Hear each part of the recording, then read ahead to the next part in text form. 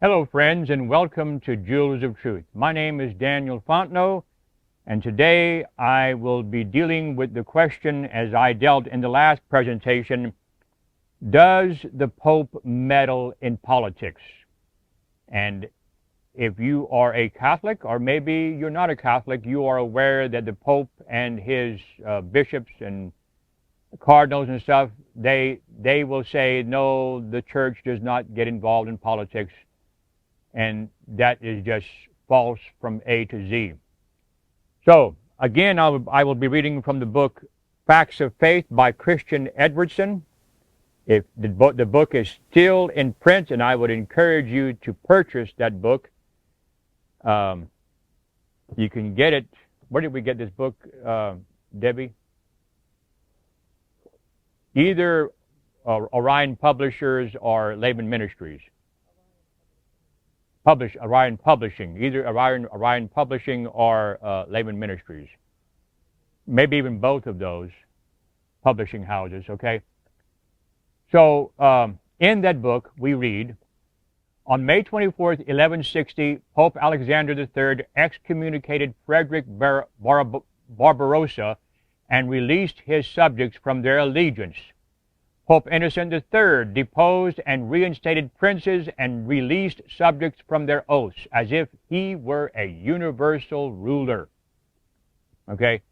This is what the Pope does. And he does it now more in secret, okay, than what they did in earlier ages. They release the people from their allegiance to their leaders. In 1208, he placed the whole kingdom of England under interdict, excommunicated King John in 1209, and deposed him in 1212, releasing all his subjects from their allegiance to him, and invited King Philip of France to occupy England in the name of the Pope. John was finally forced to surrender the kingdom into the hands of the Pope to be returned to him as a fief. The barons, displeased with such transactions, forced the king to sign the Magna Carta, a document of liberty, but the Pope declared it null and void. And if you know anything about the Magna Carta, it was the predecessor, you can say, I think you can rightfully say, it was the predecessor of our Declaration of Independence and our Constitution. It was a document of liberty, but the Pope declared it null and void. And I have no doubt whatsoever that if the Pope could, he would declare our Constitution, the Constitution of the United States of America, null and void. The Emperor Frederick II was excommunicated by Gregory IX. His subjects were released from their allegiance, and he was deposed by Innocent IV in 1245. Boniface VIII, who meddled incessantly in foreign affairs, explained the Pope's two swords to mean that the temporal sword of the monarch is borne only at the will and by the permission of the pontiff. So you don't rule, the Pope is saying, unless I say you can rule. And we spoke in our last presentation about the King Henry IV, I believe, and how he went in the dead of winter all the way to this place where the Pope was at to submit himself, because that Pope, or rather that king, was being excommunicated, and he didn't want to be excommunicated, and so he went. He took his wife with him and all their helpers there in the cold of the winter. He stood for 3 days in the cold, bare feet, pleading with the Pope to forgive him, okay? So the heading here is called Modern Rulers Walk the Road to Canossa, Italy, where the Pope was. One more example of a later date may be of interest.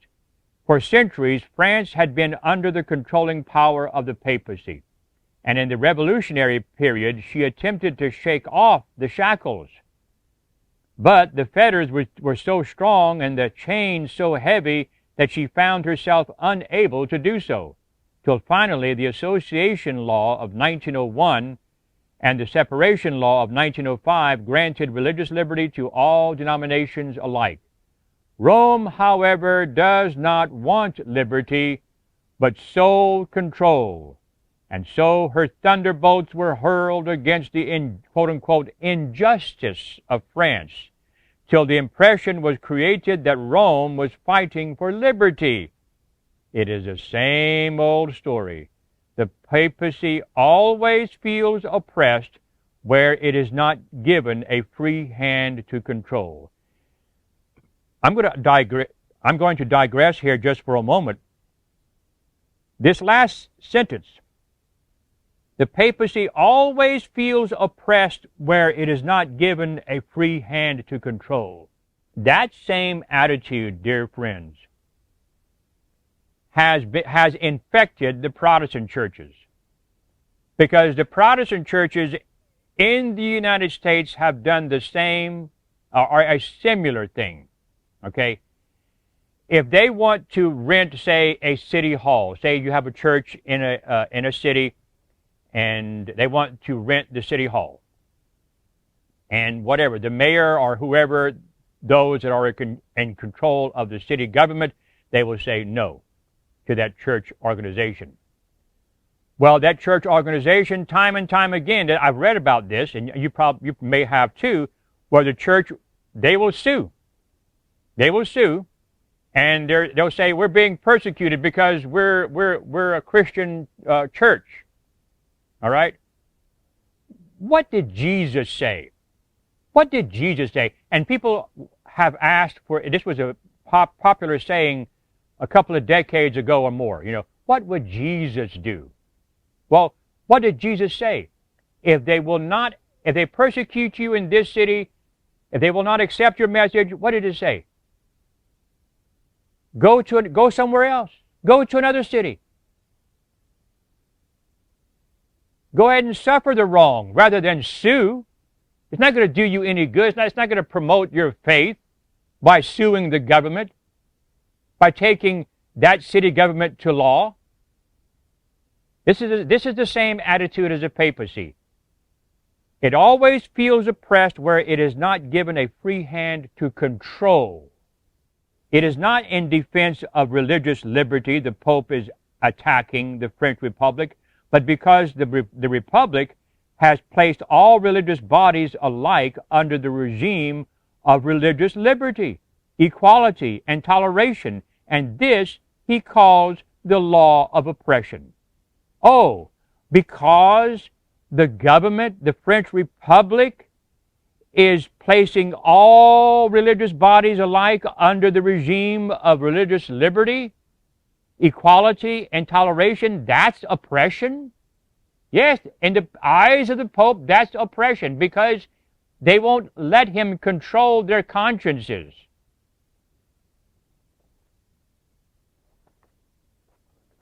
All right, I'm going to skip some of these statements in your notes, because if I don't, then this video would be too longer than what I want it to be. So now we're going to go to page 3 of the notes, if you have the notes. Now, as the Roman Catholic Church rests one of its main propositions on the fact that it is the same the world over and never changes, and seeing that it is governed in every country by the same rules of the Roman Curia, with the Pope at its head, we know that the same regulations apply to the United States as to the Republic of France. As an illustration of this fact, we find that when the Poles of Milwaukee, Wisconsin, in their city election of 1912, voted the socialist ticket, the Roman Catholic paper Western Watchman of April 11, 1912, commented thus, quote, "We are sorry for the Poles. It is a shame that their clergy have them not under better control." Yeah, they want to control their people. That was quoted in the Protestant magazine of December 1913, page 568, when Mr. T.J. Carey of Palestine, Texas, in a letter to Archbishop John Bonzano, the papal legate of Washington, D.C., dated June 10, 1912, asked, quote, must I, as a Catholic, surrender my political freedom to the Church? The Archbishop answered in a letter dated June 16, 1912, you should submit to the decisions of the Church even at the cost of sacrificing political principles. Yeah, even if it goes directly against the United States Constitution. And that's the front piece in Protestant Magazine, August 1913. Many other incidents could be cited if space permitted. Let no one therefore claim that the Catholic Church is not active in politics. As a sequel to this Catholic action in France, we read in the Minneapolis Journal, December 7th, 1920, in the report of a sermon by Dr. P.B. Donnelly of London, England, preached at the Pro Cathedral in Minneapolis, the following significant words. The Church, Christ's masterpiece, amid the universal crash of nations, thrones, and doctrines, she is the one moral force that remains standing. And too many people, even Protestants, even in this country, consider that the papacy is the one moral force that remains standing, and it is the greatest immoral force in the world. Protestant England sends its ambassador to the Pope of Rome. Lutheran Germany, through her representative at the Vatican, seeks light and counsel from the Vicar of Christ, and the infidel government of France has walked the road to Canossa. Canossa, Italy, where King Henry IV had to walk to the Pope's his place where he was residing at the time to ask forgiveness for not obeying him. We have seen the reason why the Republic of France has walked the road to Canossa, namely through the activities of Catholic bishops and their organizations in elections. As sure as that same power is operating in other countries, they too will walk the road to Canossa. What a delight it seems for the leaders of the Roman Church to look back to the grand scene of Canossa and see a mighty king standing with bare feet in snow and cold for 3 days, begging the Pope to allow him to rule his own country. Can you imagine that? A king going to the Pope and begging him to allow him to rule his own country. This is the Roman ideal, it appears. We could continue this subject by relating Rome's fight against government officials in Spain, Mexico, etc., bringing its activities in politics up to date, but space forbids. To sum up, Rome is unchanged in principle, and will do today what it did in the Middle Ages whenever opportunity offers itself. The World War gave the papacy a new hold on the nations of Europe. Dr. Michael Williams, an eminent Catholic editor, says, before the World War, there were few national representatives at the Vatican, but now a spiritual movement such as the world has not seen since the Crusades or the conquest of the Roman Empire by the earlier members of the same church has taken place. Wow! In that movement, the laity are participating in close cooperation with the ecclesiastical leaders. Dare anyone say that the papacy does not want to retain or regain its former dominion over the nations of the earth? They're referring back to the Crusades, the conquest of the Roman Empire by the earlier members of the same church. A total, and that was written in the Current History magazine, August 1926. What a change has taken place. A total of 39 countries now maintain official diplomatic relations with the Vatican. This is back in the 1920s, I guess. To this number, it is expected here both France and the United States will be added. They've worked for years. They could not get an ambassador to the Vatican until 1984, I believe it was, under the presidency of Ronald Reagan. As a consequence, the Vatican is today in diplomatic relations not only with all the great Catholic countries of the world and most of the Protestant nations, but it has succeeded in entering into semi-official relations with several of the great nations with other religions such as Turkey, Japan, and China. And that is by mail from Rome, printed in Minneapolis Tribune, April 10, 1921. Such pressure was brought to bear on the smaller nations not having diplomatic relations with the Vatican that Latvia felt the need of having a pull thereto. The papal authorities agreed to extend their recognition to Latvia and to make Riga the seat of a Roman Catholic archbishop, provided the government of Latvia would turn over to the archbishop the cathedral of Riga. Though the cathedral had been in the continuous possession of the Lutherans for more than 300 years, the government accepted the condition of the Vatican. And that is from Bishop Edgar Blake in the New York Christian Advocate, September 23, 1926. Now, the Vatican is strongly urging the United States to begin diplomatic relations with the Holy See, so-called. We see in a New York Herald Tribune, Minneapolis Journal cable of April 15, 1934. Rome, April 14th, the preparation by President Franklin D. Roosevelt of a favorable public opinion now appears to be considered at the Vatican of a resumption of diplomatic relations with the United States and the Holy See.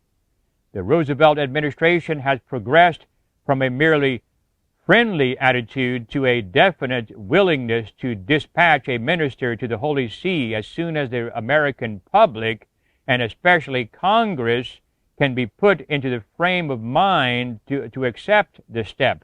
So the American public, and especially the Congress, had to be put into the frame of mind to accept the step of a diplomatic relation with the Vatican. The frequent and amiable contacts of the President, that is Roosevelt, and Archbishop Sinagnani, I don't know how to pronounce that Italian word, apostolic delegate to Washington, are said to have done much to prepare the ground. But at the Vatican, the greatest hope is pinned in the clear-cut assurance which Postmaster General James A. Farley gave the Pope when he was received last August.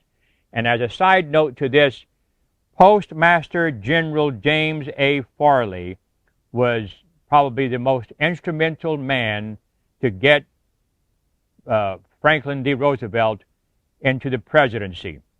And he was a Knights of Malta. He was a Catholic. He was a Knights of Malta. And I can only imagine what behind-the-scenes things happen in regard to that matter. You can look him up, Postmaster General James A. Farley. I would encourage everyone to look him up. And what this diplomatic relation will cost this country in concessions to the Vatican, time alone will tell. You know, time is getting close to telling right now.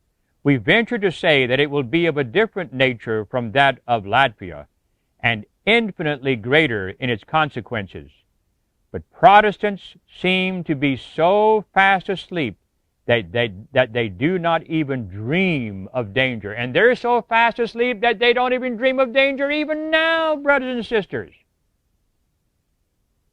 Dr. Samuel Hanson Cox says, Our greatest national dangers arise from our lamentable apathy, as this crisis arises mainly from our ignorance. While men slept, says our Savior, the enemy sowed tares. And if the price of liberty is eternal vigilance, it ill becomes the heirs of such a boon from such ancestors as ours to lose or even to peril the freedom which was purchased by them at the cost of blood. This is telling us, dear friends, that we should awake. Americans need to awake. We have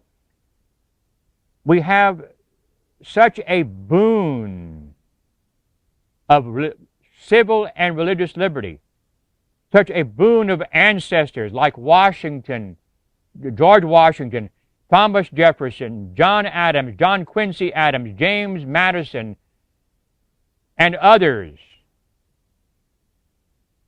Again, it ill becomes the heirs of such a boon to lose or even to peril the freedom which was purchased them at the cost of blood.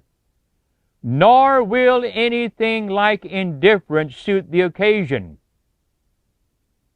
You know, what he just said here, you know, if someone saved you at the cost of their own blood, and, you know, saved you from danger, from being killed, from being enslaved, you would be very foolish to endanger that redemption.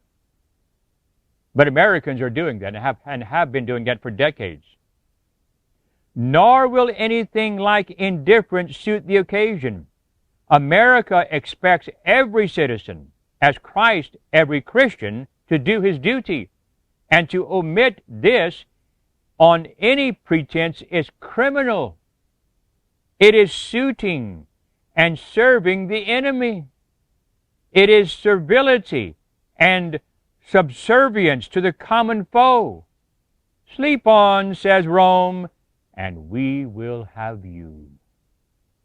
We need do nothing, Rome says, but only omit to do our duty, and we act for him. If we omit to do our duty, we act for Rome. And our ruined posterity, our descendants, may remember only to accuse us, only to execrate our memories. Our posterity will say, you allowed this. You allowed Rome to come and re-enslave us. Shall we then be indifferent and so abet the interest of Antichrist? What could we do more? What could we do more truly to favor the worst adversary of this most noble and desirable nation? And that's from the History of the Popes to A.D. 1758 by Archibald Bauer, Esquire, with introduction by Samuel Hanson Cox in 1844. In closing, I want to read two short statements by John Adams.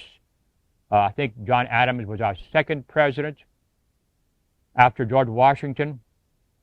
This is a letter that John Adams wrote to Thomas Jefferson, February 23, 1821. He said, I have long been decided in opinion that a free government and the Roman Catholic religion can never exist together in any nation or country. Let me read it again. He said, I have long been decided in opinion that a free government and the Roman Catholic religion can never exist together in any nation or country. Liberty and popery cannot live together. Amen. Liberty and popery cannot live together. And again, that was a letter from John Adams to Thomas Jefferson on February 23, 1821. We're supposed to be constantly vigilant in this country as Americans. But ashamedly, too many Protestants are expressing the same sentiments as the Pope of Rome. Awake, awake, dear friends. The danger is lurking nigh. We need to awake to this most dangerous threat to our religious liberty and civil liberty. And if you agree with this presentation, then by all means tap that like button at the bottom of this video so that this video can be sent far and wide to those who need to be woken up, to those who are hungering for the bread of life.